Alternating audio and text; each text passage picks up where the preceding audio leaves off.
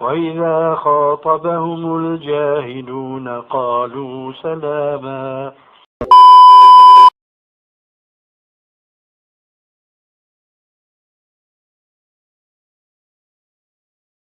Assalamualaikum warahmatullahi wabarakatuh. Saya Syihabuddin. Terima kasih banyak kerana anda berada di channel YouTube saya dan terima kasih banyak jika anda telah tekan butang subscribe. Kalau belum tekan butang berkenaan, tekan butang itu sekarang. Jika ada video-video yang bermanfaat, insya-Allah akan ada di feed YouTube anda. Beberapa hari ini semakin ramai orang bertanya tentang istighasah dan juga tawassul. Bahkan ramai juga yang minta untuk saya react lagu TikTok. Jadi hari ini kita akan penuhi permintaan berkenaan. Tapi sebelum tu macam biasa, kita dengar dulu muzik video TikTok berkenaan.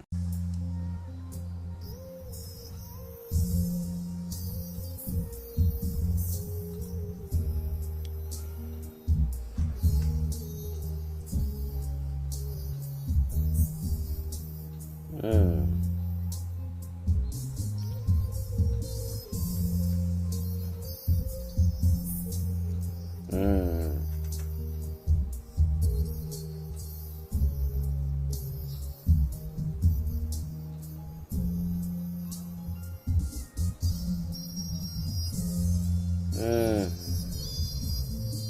Okey, tak masalah.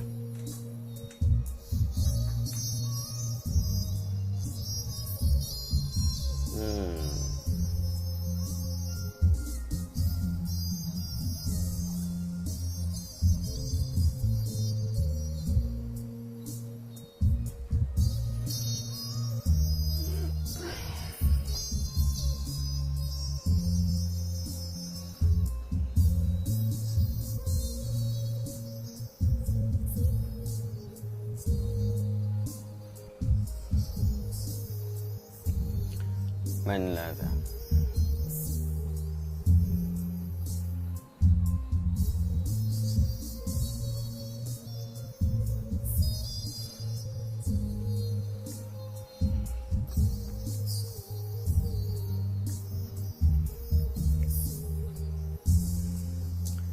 Okey.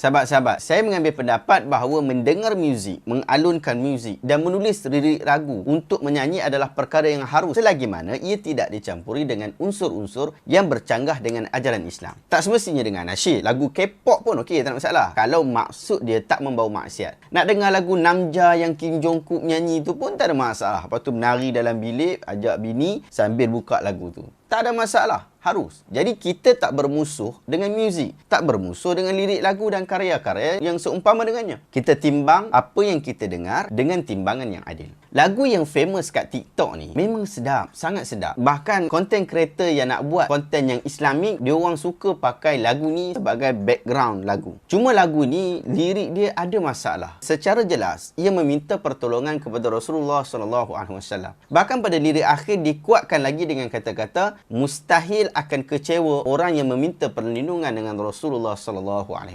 Jadi isu di sini ialah isu istighasah, iaitu meminta pertolongan Nabi Muhammad SAW bahkan setelah kewafatan baginda. Seorang Muslim tidak dapat menafikan ketinggian dan kedudukan Nabi Muhammad SAW di sisi Allah. Baginda dimuliakan dengan pelbagai cara. Nabi Muhammad ialah manusia pertama yang akan dibangkitkan daripada kubur, orang pertama yang akan memberi syafaat di padang mahsyar, bahkan orang pertama yang akan membuka pintu syurga. Itu adalah pegangan kita. Kita hormat Nabi SAW. Kita sanjung Nabi. Bahkan kita cinta baginda melebihi cinta kepada harta kita, kepada isteri kita, kepada ibu bapa kita, kepada anak-anak kita, bahkan kepada diri kita sendiri. Kita jadikan baginda Nabi sebagai pedoman hidup kita yang paling tinggi. Pun begitu, kita meletakkan ketinggian baginda seperti mana nas-nas agama telah meletakkannya. Kita tidak melebihkan ketinggiannya, melainkan apa yang telah ditetapkan kepada baginda. Demikian juga kita tidak akan mengurangkan ketinggian itu sedikit pun. Kita tak setuju apabila ada orang kata yang memang dia mendakwa diri di Islam tetapi langsung tidak rasa ada hormat kepada Nabi SAW. Demikian juga kita tak setuju ada orang yang mendakwa dirinya Islam tetapi mengagungkan Nabi SAW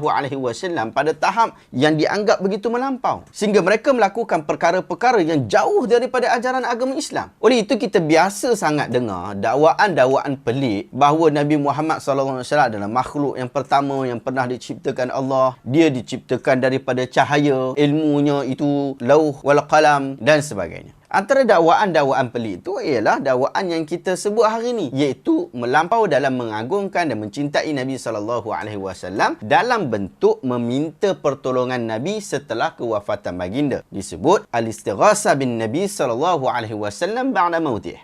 Sebelum kita berbincang lebih lanjut, kita jelaskan dahulu tentang kefahaman umum terhadap al-istighasah. Inilah yang kita dengar juga dalam lirik lagu Allah Allah Arisna nyanyian Nazwa Maulidiyah. Istighasah ialah meminta pertolongan daripada seseorang atau sesuatu bagi menghilangkan masalah, menghilangkan bahaya, menghilangkan kesempitan dan kesulitan. Menurut kitab Mawsu'ah Al-Fiqhiyah Al-Kuwaitiyah jilid keempat, muka surat 22. Istighasah terbahagi kepada 4 jenis. Pertama, yang harus, iaitu meminta tolong manusia bagi membantu urusan dunia dalam keadaan manusia itu mampu untuk membantu kita. Tapi tak boleh minta tu sehingga kita menghina diri kita, menunduk diri kita, mutlak harapan kita. Kerana minta yang macam tu, sifat itu hanya kepada doa kepada Allah SWT saja. 2, hukumnya sunat, iaitu istighasah minta kepada Allah atau dengan menyebutkan salah satu daripada sifat-sifat Allah seperti Ya Rahman, mudahkanlah urusanku, Ya Rahim, lancarkanlah proses permohonan air sinarku.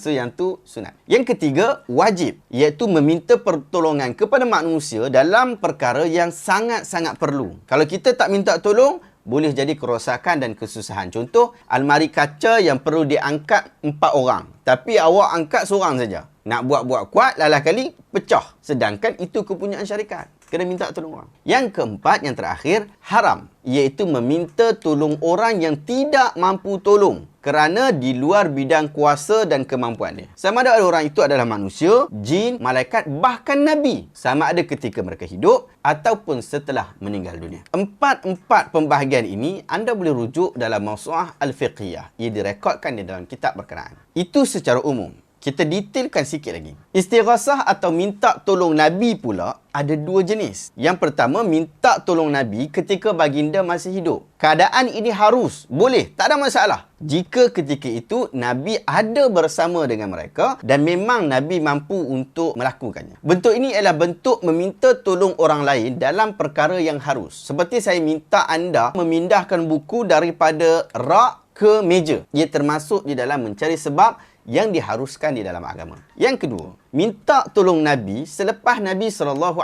wafat. Ini termasuk meminta tolong dengan yang gaib. Sedangkan minta tolong kepada yang gaib tidak dibolehkan oleh agama. Seperti lafaz kita sebut, Ya Rasulullah aghithni. Wahai Rasulullah, tolonglah aku. Ini adalah bentuk yang menyerupai syirik yang jelas. Kita patut berhati-hati dengan lafaz seperti ini. Sebab doa adalah ibadah dan doa hanya dituju kepada Allah. Berdoa kepada selain Allah akan menyebabkan sama dengan kelompok musyrikun. Cuba kita hayati ayat 17 surah Yunus ini. Wa ya'buduna min dunillahi ma la yadhurruhum wa la yanfa'uhum wa yaqulun haula'i syufa'auna 'indallah. Mereka beribadah kepada selain Allah sedangkan perkara itu tidak dapat memudaratkan mereka atau memberi manfaat kepada mereka. Kemudian mereka ini berkata, mereka yang kami minta tolong itu adalah penolong kami yang berada di sisi Allah. Anda lihat pula ayat 3 surah Az-Zumar. Walladzina ittakhadhu min dunihi awliya ma na'buduhum illa liyuqarribuna ila Allahi zulfa. Orang-orang yang mengambil pelindung selain daripada Allah, mereka ini kata, kami tidak menyembah mereka melainkan mendekatkan kami kepada Allah dengan sedekat-dekatnya. Dua-dua ayat ni Allah ceritakan tentang orang yang sesat, tentang orang yang kafir, orang yang mensyirikkan Allah. Tetapi pelik bin ajaib, sifat yang sama ada kepada orang yang istighasah meminta tolong kepada Nabi Muhammad SAW setelah kewafatan baginda, tetapi masih lagi dianggap tidak berbahaya. Mereka telah menganggap Nabi mempunyai kelebihan, memberikan manfaat dan mudarat, sedangkan ia khusus milik Allah Azza wa Jalla sahaja. Ingat pesan Nabi dalam hadis sahih riwayat Imam Bukhari. Man mata wa huwa yad'u min dunillahi nidda dakhala an-nar. Sesiapa yang mati dalam keadaan dia menyeru kepada selain Allah, dia jadikan itu sebagai sama dengan Allah, maka dia akan masuk neraka. Okey, jika sekadar penjelasan ini saya rasa sudah memadai. Tetapi nanti ada pula sahabat-sahabat kita pertikai. Kata mereka, ada ustaz yang kata boleh istighasah ni, ada ustaz kata harus istighasah ni. Awak jangan kelentong kami. Saya tak nafikan. Memang ada ustaz yang mengharuskan istighasah. terutama ustaz-ustaz yang bertarikat dengan tarikat Sufiah. Tapi dakwaan mereka sangat longgar. Pertama, mereka mengatakan bahawa istighasah ialah tawasul kepada Rasulullah. Sedangkan tawasul adalah harus untuk dilakukan menurut ijma' ulama'. Ini jawapan saya. Daripada sudut bahasa Arab sendiri, istighasah bukan tawasul. Sesiapa yang mengatakan tawasul, dia patut meminta kepada Allah dengan perantaraan Nabi. Sebab tawasul itu memberi perantaraan. Contoh dia kata kalau nak tawasul, Allahumma inni as'aluka binabiyika atau bijahin nabiyika. Ya Allah, aku meminta kepadamu dengan keberkatan nabimu atau dengan kebesaran nabimu. Jumhur ulama iaitu Malikiyah, Syafi'iyah, Hanafiyah, Hanabilah menyatakan bahawa ia harus untuk diucapkan. Manakala Abu Yusuf di dalam mazhab Abu Hanifah tidak bersetuju. Pun begitu, saya berpandangan hujah jumhur dalam bab ini sangat kuat. Jadi kita terima bahawa harus untuk bertawasul kepada Nabi tanpa ragu-ragu. Sebabnya tawasul bukan minta kepada Nabi. Tawasul dengan istighasah dua perkara berbeza. Tawasul meminta kepada Allah, sedangkan istighasah ialah meminta kepada Nabi SAW. Jika mereka mahu bertawasul dengan Nabi, maka gunakanlah lafaz-lafaz tawasul, bukannya lafaz istighasah. Jangan sebut aku meminta kepadamu wahai Rasulullah, tetapi sebutlah aku meminta kepadamu ya Allah dengan ketinggian darjat dan keberkatan Nabi Muhammad SAW. Itu pertama. Yang kedua, mereka mengatakan ada hadis seorang lelaki buta datang jumpa Nabi untuk bagi balik penglihatannya. Ini menunjukkan istighasah adalah harus. Tu lelaki buta tu minta tolong Nabi. Ulasan saya. Yang pertama, ia berlaku ketika Nabi hidup. Orang duk cerita istighasah ni lepas Nabi mati, lepas Nabi wafat. Jika anda nak berdalil dengan hujah ni, hendaklah anda lakukan ketika Nabi SAW hidup. Bukan setelah kewafatan baginda seperti hari ini. Yang kedua, apa yang dilakukan oleh lelaki buta itu adalah tawasul, bukan istighasah. Kalau tak percaya, kita dengar, kita baca hadis itu secara lengkap.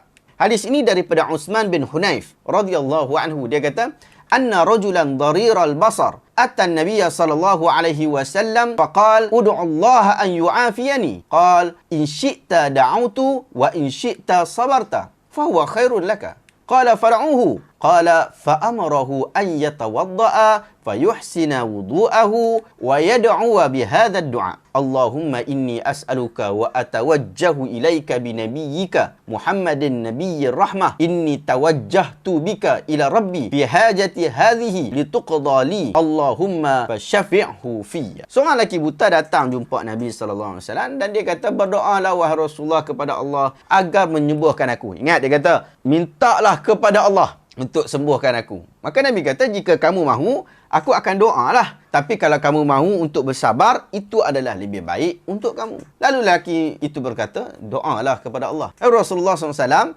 arahkan lelaki itu untuk berwudu, kemudian menyempurnakan wudu, kemudian berdoa dengan doa, Ya Allah, sesungguhnya aku memohon kepadamu dan aku bertawajuh kepadamu dengan nabimu, Nabi pembawa rahmat. Wahai Muhammad, sesungguhnya aku bertawasul denganmu kepada Tuhanku dalam hajatku ini, agar diperkenankan untukku. Ya Allah, terimalah syafaat baginda untukku. Lalu pandangan lelaki itu dikembalikan. Maksud Ya Allah, terimalah syafaat baginda untukku ialah doa baginda kepada lelaki berkenaan. Jelas ia adalah tawasul kerana ia meminta kepada Allah, bukan kepada Nabi Muhammad SAW.